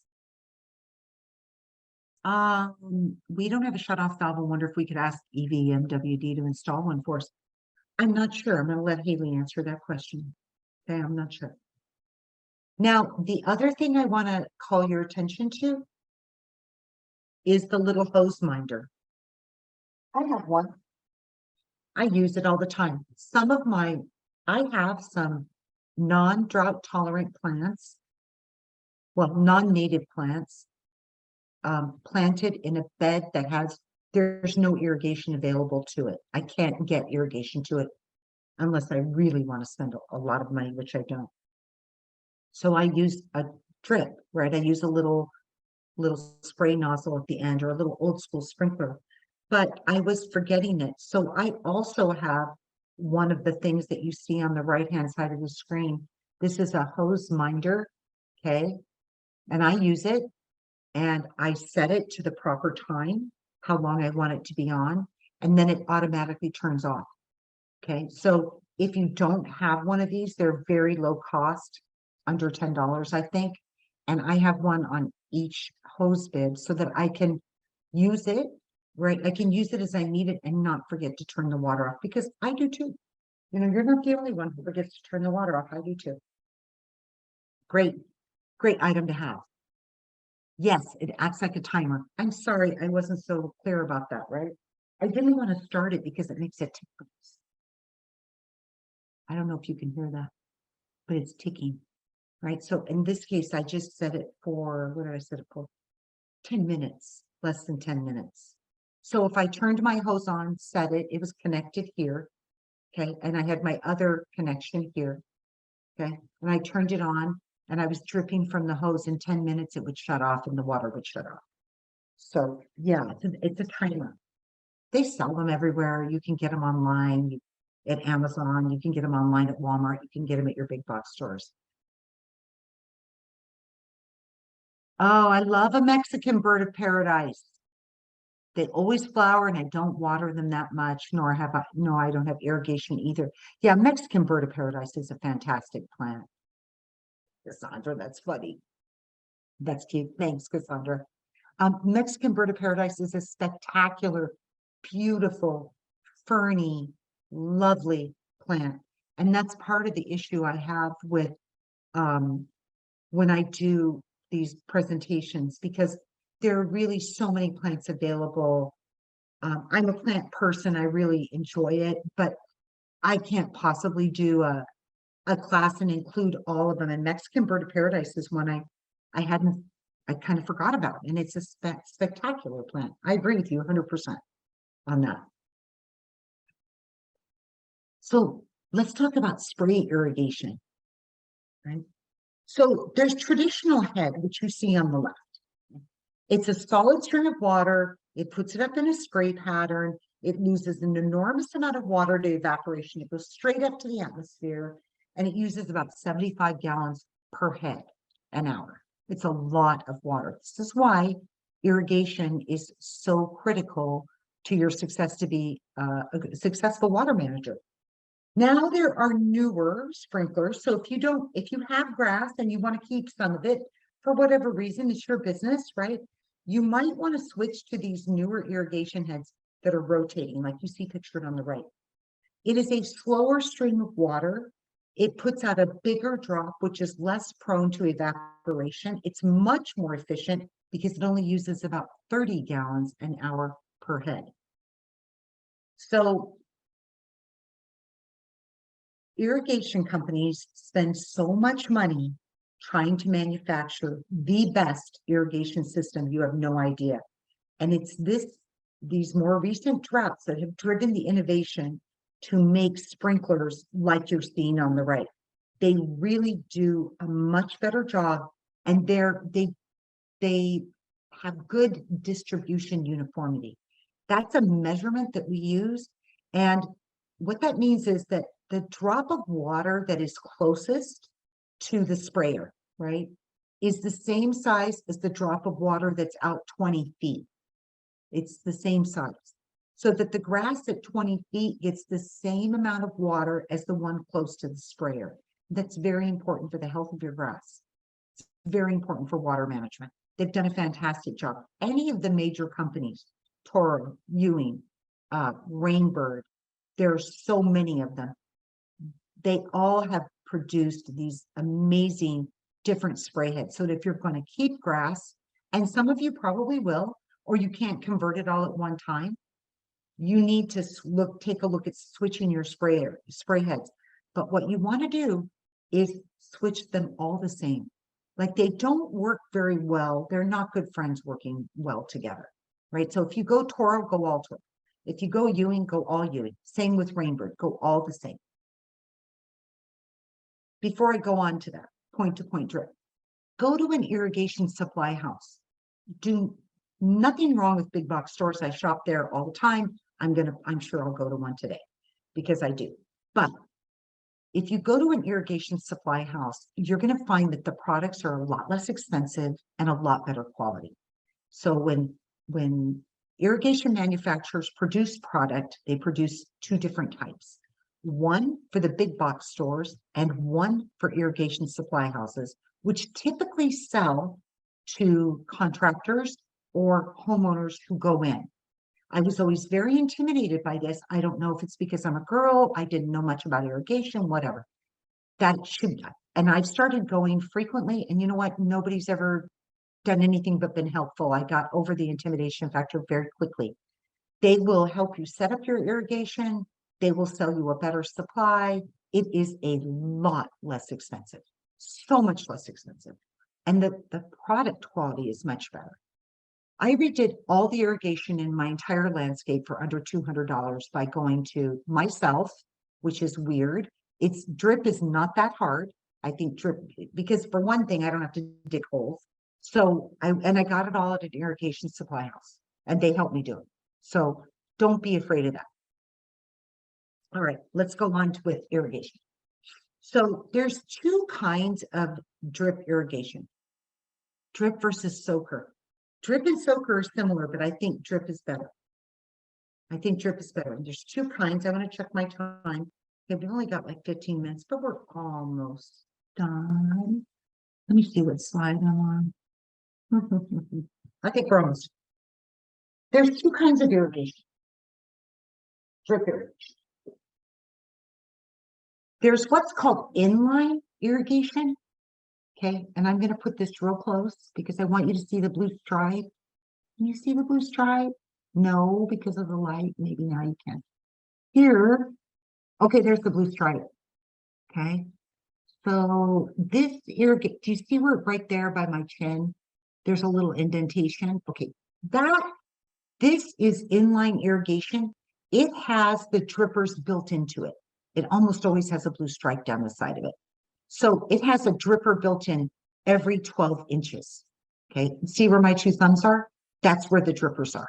There's a filter and a dripper. That saves you a lot of trouble. Then there is traditional drip irrigation. Sorry. And this is with the tube. Okay, this is just a black tube.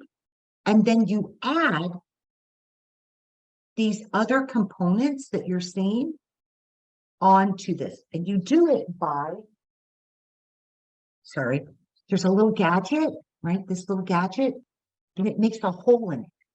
I just made a hole in it.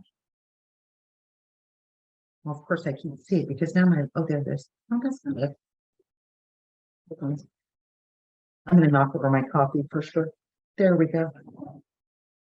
I don't know if you can see it. It's awfully hard to see. There it is. Okay. And from there, I'm going to add a dripper.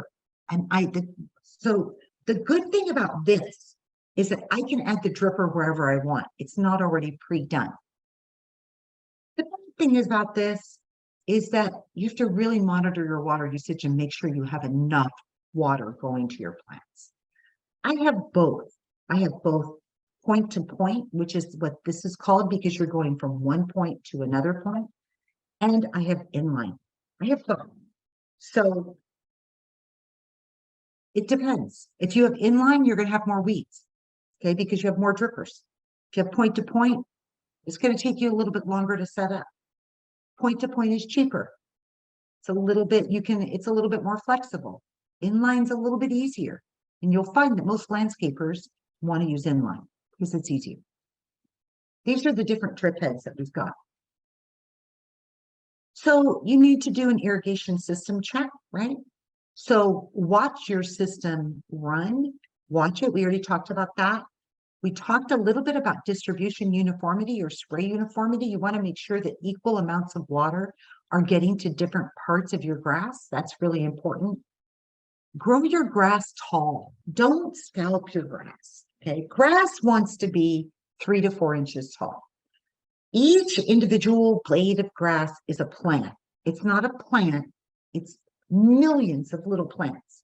They shade one another. If you scalp them and make them super short, they don't have any room to make shade for each other. Okay? They don't. Also, if you scalp them and make them short, they don't have the surface area left over to absorb oxygen and nutrients and water. Okay, so don't scalp your grass. Let it be 3 to 4 inches tall. It will be much, much happier. You want to fertilize grass 3 times a year, spring, summer, and fall. Now you should be fertilizing. We already talked about not mixing and matching heads. If you don't have a pressure regulator, get one, okay? For drip or any sort of irrigation, you need a pressure regulator, okay? It goes right on the landscape side of your system.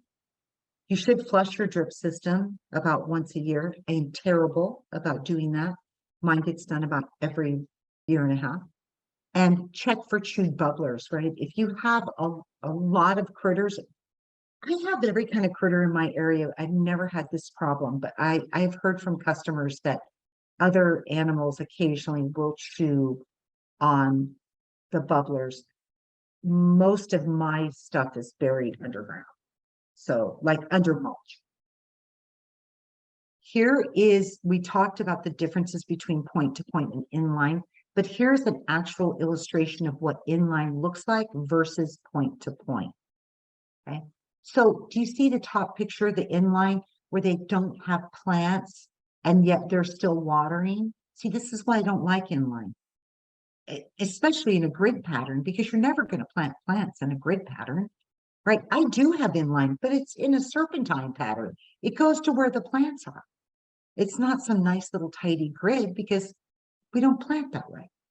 But you can see in my yard, I have something very similar to the point to point in my front yard, but the mulch is over it, not under it, right? That's a good demonstration, but you would cover it with mulch so it wouldn't be visible.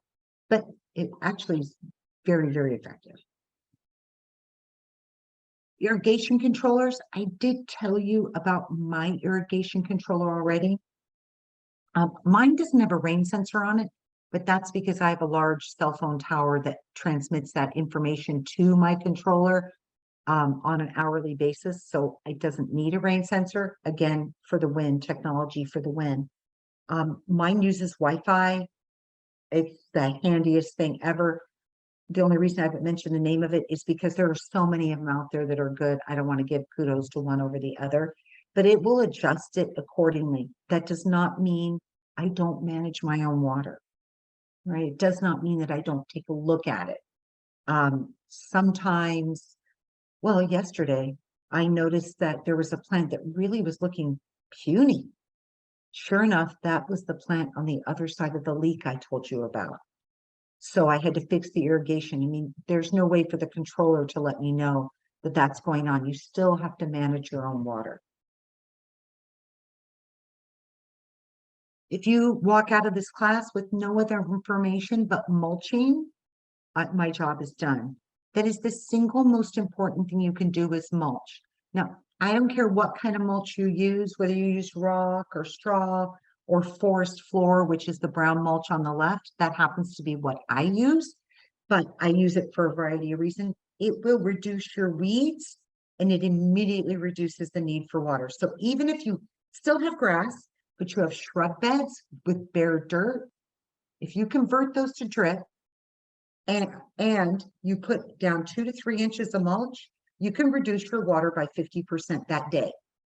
Just that day. You can omit. That's how much difference it makes. It's unbelievable. I use forest floor because as it disintegrates, it feeds the soil. I have to replace it. They tell you every 2 years. I do it about every 4 or 5 years because it's a pain. It's a pain. I purchase it from a landscape store. It is infinitely cheaper and easier for me to go to a landscape store, pay it, and have them deliver it and dump it in my yard, in my driveway, because I need a truckload of it. If I was to haul that in bags, it would be twice the price, plus I would have to haul it. It's bad enough I usually spread it. I borrow a wheelbarrow, borrow a kid, and spread mulch. But again, I don't do it very often. I just did my whole yard last year and it cost me under $200, which is a lot of money, but I hadn't done it in 5 years. So, and they delivered it. So that's what I do with mulch. But you can use rock mulch. I used to be against rock mulch, but I'm not so much anymore. I'm not. It doesn't feed the soil, but and you don't want it right next to the plant. No matter what kind of mulch, You want to leave some breathing space for the ground around the plant. But if it's not next to the plant, it's not going to heat up the plant, and it can be very attractive looking, and you don't have to replace it. I haven't converted to that, but that's kind of my thought on that. So yeah, mulch is like number one. Okay, we are almost at the end, which is good because we're almost out of time. When you go out in your yard, make sure you protect yourself. I can't say this enough, having goofed myself up in the backyard. I'm going to show you my newest stuff. I just got. And it's so goofy, but I just want to show it to you anyway. I have a terrible problem with my arms. Because I have very, very thin skin. So if anything just touches me, I will bleed. So I have these arm guards. Okay, and they're so hideously ugly. And this is, I have many different kinds of arm guards, but what I like my arms to be somewhat free, right? When I'm working in the yard, I wear like a tank t-shirt or a wife beater out there. But this is just an arm guard that goes over, okay? And it protects me from getting hurt. And then I do wear gloves also for the majority of the work. If it's really fine, tying something I can't wear, I'll take my gloves off. I don't take my arm guards off because I've just had too much trouble. You know, if you're not aware of it, there are a lot of commercial welding stores out there, or iron stores. I call them iron stores, where welders buy materials, sheet metal, and they sell Kevlar or wire mesh sleeves and gloves. And they're excellent, especially the gloves are excellent. So protect yourself. That's all I'm saying. This is really helpful. I do have a lot of power tools that I use that are small and lightweight. Well, not a lot. A power saw, I have that, and that's been super helpful. I even though I wear glasses, I do wear safety glasses over it. So do wear a hat. And if it's too much for you to physically do, hire somebody to help you with it. But do take protection with you. Do take protection with you. I just had a question. What do I do about bees when I'm working on my plants during the day? I ignore them. I do nothing about them. They're so interested in what they're doing that I've never had a problem with them. I just, hello bees, and go on I'll work on the same plant where the bees are. But again, I am wearing gloves. You know, like you can see, my skin is like, it's just very thin. So I'm always wearing gloves. I even wear gloves that have padding on the back. So if I knock myself, I'm okay. But you know, I got to keep this body around for 30 more years. So I gotta be careful with it. But I ignore the bees. I've never had a problem with them. Of course, I'm so covered up, they couldn't get to me anyway, right? There's this much skin and that's it. I have my glasses on, I have a hat on, I look crazy out there. This is my resource page. Now, you are very fortunate that Elsinore Valley has a really great website, very robust. They even have design ideas on there, garden resources, rebate information. I mean, it's a very, very robust, good website because I spent a lot of time on it. So that's where I would go first for anything. SoCal Water Smart is where you're going to apply for your rebates, but you can, if you use the website that Haley just put up, it's going to flip you there if you need to go there. Be Water Wise is a different website, and they have, it's part of Metropolitan. They have some very interesting information. So I would recommend that. Las Politas, I don't plant a plant without looking at Las Politas because they have very detailed information about what every single plant needs. And I can't always remember. I mean, some of them I know, but I always look them up because their information is pretty bulletproof, and you can order from them as well. California Native Plant Society is just a wealth of information. I mean, you can go down a black hole with all of this. Try not to plant invasive plants. You know, water agencies have spent so many millions of dollars removing invasive plants from our watersheds because They are so harmful to our water supply. You don't find very many invasives for sale, but it's never a bad idea to take a look at what are invasive and what aren't. So I always include that. Then I included the sunset climate zones and the USDA climate zones because I don't want you to waste your money. And then at the very bottom, I included my own website and my own email. I gave you my website because on the website, there's a garden page. And if you want to look at the rest of my yard, you're more than welcome to. I'm not selling anything.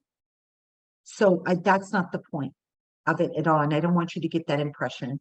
You can email me if you have a specific question. That is my email. Sometimes it takes me 2 or 3 days to get back to my emails because I'm a busy girl.